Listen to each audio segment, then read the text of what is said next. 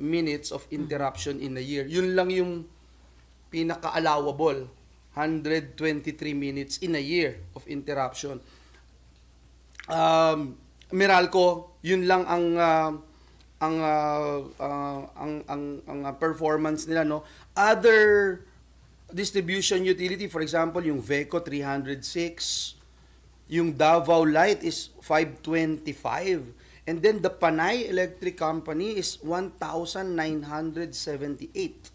Ganun mo kalaki, no. So again, you compare the performance when it comes to reliability of electric supply. Meralco, by far, siguro pinaka-efficient na. And siguro masasabi din natin dahil malaki po sila at malawak yung kanilang experience din, and at the same time sound yung kanilang